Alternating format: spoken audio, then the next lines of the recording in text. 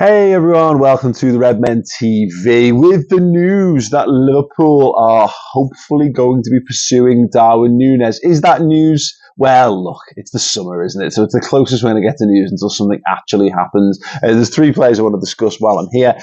Darwin Nunez and Liverpool's potential transfer record fee breaking move for him. There's a little bit on Sadio Mane and Takumi Minamino as well. Yeah, Liverpool looking to be very, very busy this transfer window. It would seem so far. Anyway, lots of stuff coming from all the reputable sources. So there's going to be all kinds of nonsense that happens in the coming weeks. Certainly, from all kinds of different quarters. Lots of people with some people will have blue ticks, a lot of them won't.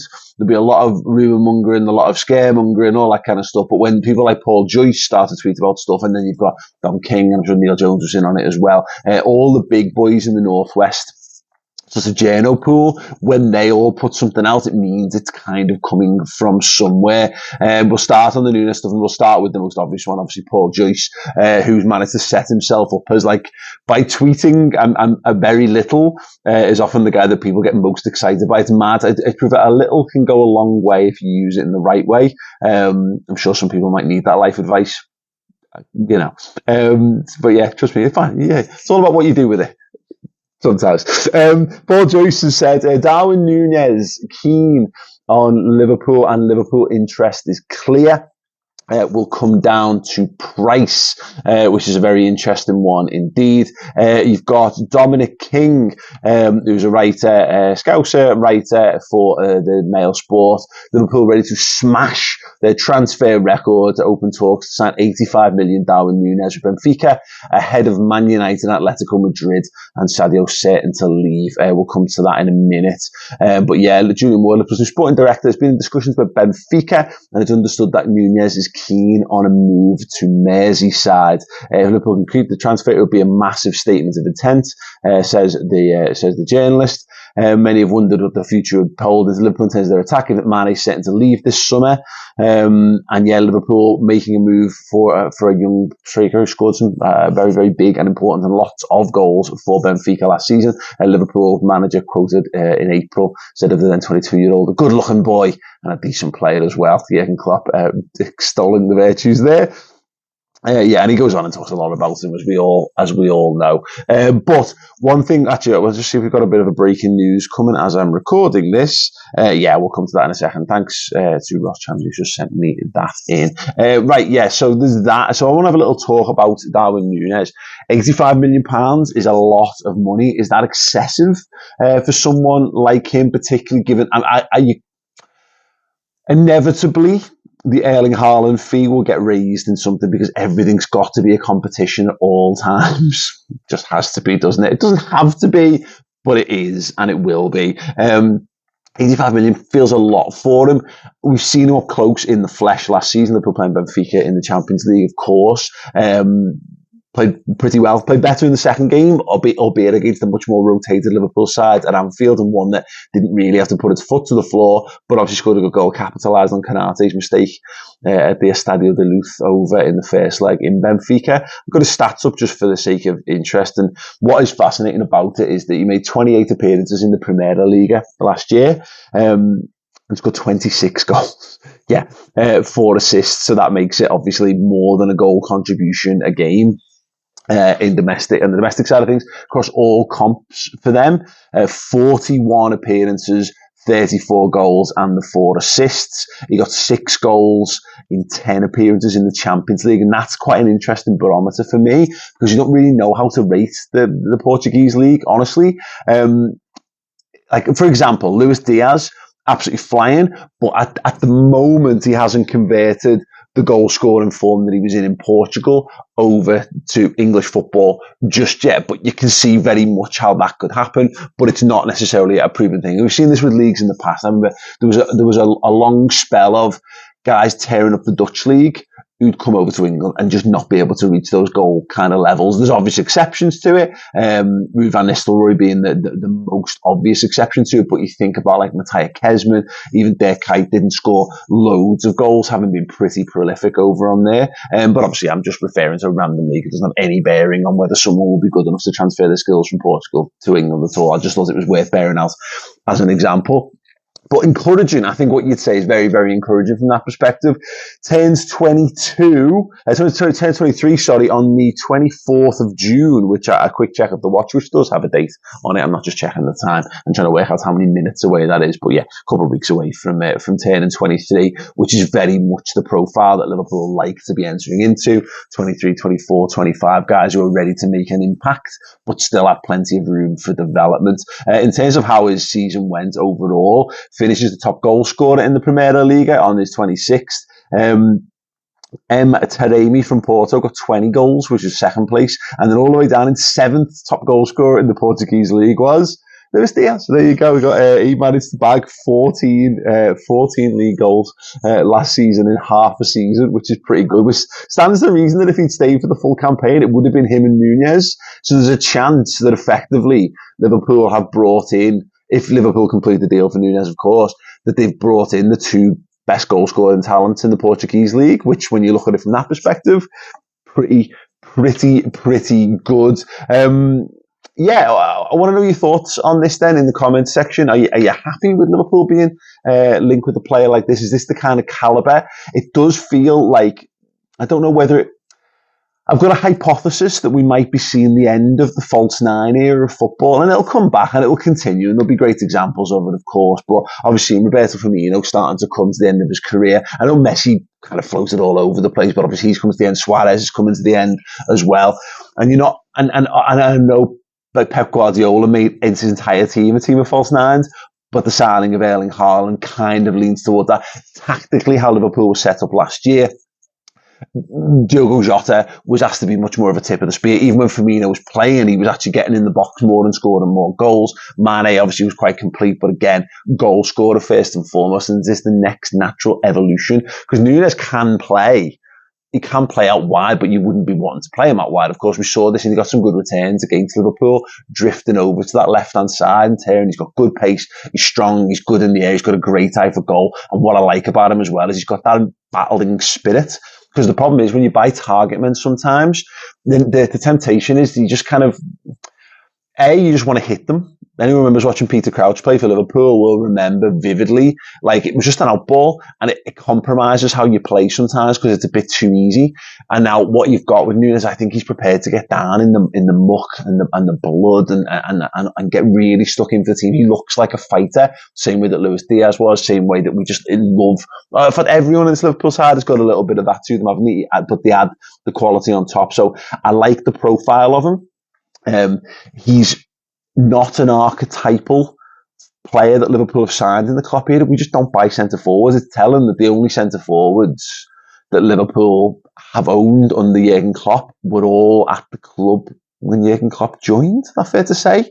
Divock Origi is the last one to move on. Obviously, Benteke's there when Klopp joined. Sturridge is there and Origi's there. And over the years, they finally managed to kind of move them all on. Now Jota's come in, but Jota was brought in very much as a left-sided understudy, I think, for Mane. We've seen him converted to being more of a striker. But is this the next evolution? Is this what Liverpool look like for the next few years? More skillful players in the midfield, bit more pace on the flanks, and getting someone who's just going to be in and around the box, but can obviously come out and do bits and pieces as well. Not just a archetypal target man who's just got to hover around and wait for the ball to come to him.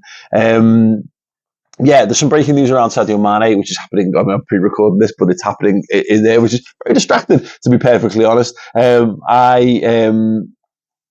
want to talk briefly on Takumi Minamino. So, Dave Lynch, writing for thisisanfield.com, our good friends, says Takumi Minamino's closing in on a £17 million Liverpool exit. There's 5 clubs interested.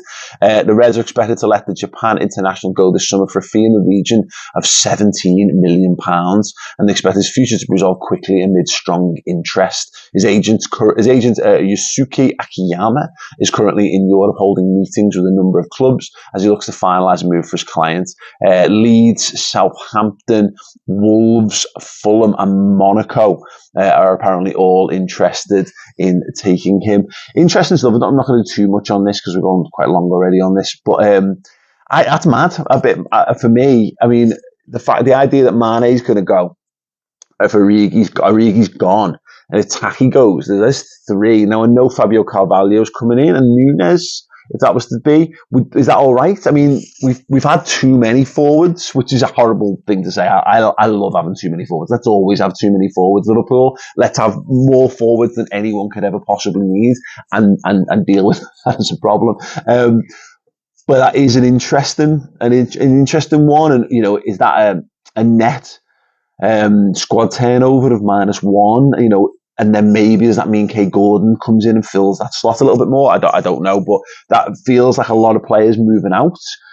Does that hint at more moving in? And will we see more movement in the coming weeks? I think we will. I think the fact that the season starts early, we're playing the Charity Shield on the 30th of July. Like, that's next month. Liverpool are playing a reasonably competitive game of football next month. Pre-season starts in like 3 weeks' time, just over. We're playing Man United in Singapore on the 12th, so that's just over a month away. So you would imagine things are going to turn over pretty quickly. Other clubs will have to do this. But if you're talking, well, I'll talk about the Mane stuff actually, because apparently Liverpool have been angered.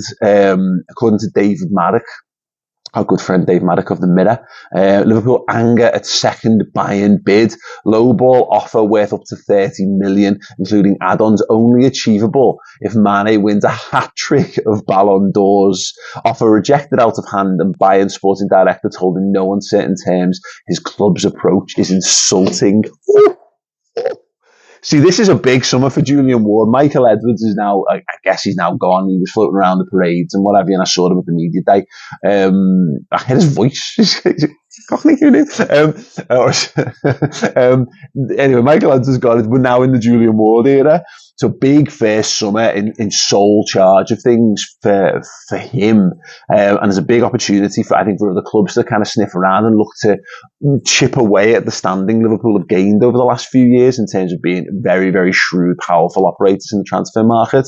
So yeah, Liverpool are not going to just go. Liverpool will let Mane go. They will, because he wants to go, and they won't keep him hanging around. His contract's running out. He's offered tremendous service to the football club. He's well liked, and Liverpool want him to be happy, and they don't want any squad disharmony.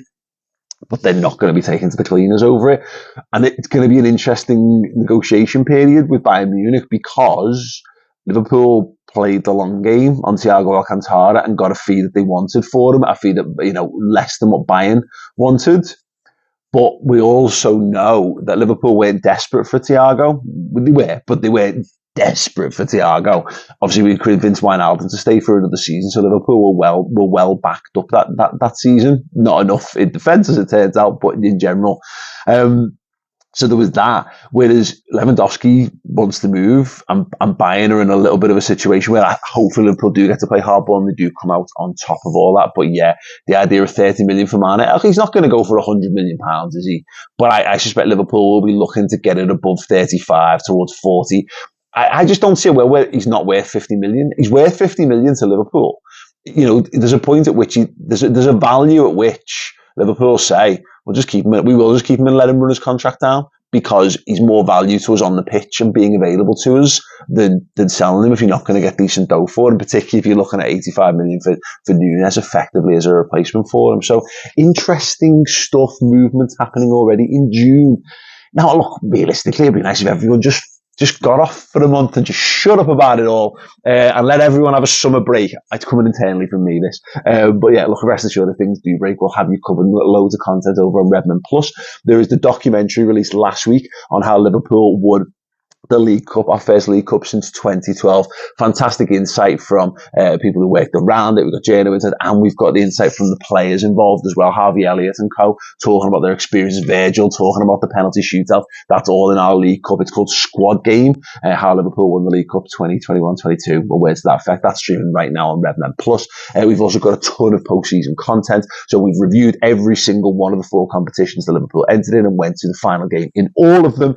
We've got Keep So Low recording this week to look at the squad and how that's going on. There is our player end of the season awards, which we did live at Hotel Anfield. That is coming up as well. What I'm basically saying is, if you need Liverpool in your life, in video or in podcast form, and it's all streaming on redmenplus.com. It helps support what we do here for free on YouTube, but also we don't just say give us some money, which we could do. Lots of people do that. That's cool. But we want to offer a Liverpool streaming service to be proud of. It's our own version of Netflix for Liverpool fans. The feedback on it has been amazing. The uptake on it this year has been amazing since we've rebranded and really doubled down on the content. So great documentaries, amazing interviews with Liverpool legends, get closer to the culture of Liverpool Football Club. If you can't be here and around the city, then we're going to bring you closer to the city. We're going to bring you closer to a deeper understanding of what it means to support Liverpool, and learn some things. Loads of things I learn whenever I do these, and I've lived in Liverpool pretty much my whole life.